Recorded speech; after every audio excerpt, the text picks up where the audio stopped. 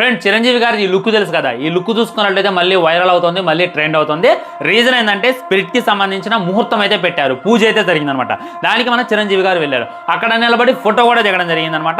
ఇది ఎక్కడే మాసరా మామ అని చెప్పి మళ్ళీ వైరల్ చేస్తున్నారు. ఇది ఒక పాత సినిమా, దాంట్లో మన చిరంజీవి గారిని చెంప మీద కొడితే ఈ విధమైనటువంటి ఒక రగడ్ లుక్, ఈ విధంగా క్రూరంగా చూస్తూ ఉంటాడు.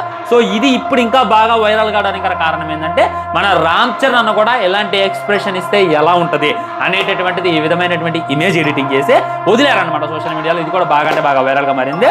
మీరు ఫీల్ అయినా నేనైతే ఏమనుకోను, కానీ చిరంజీవిని బాస్ ని ఎవరు మ్యాచ్ చేయలేరట.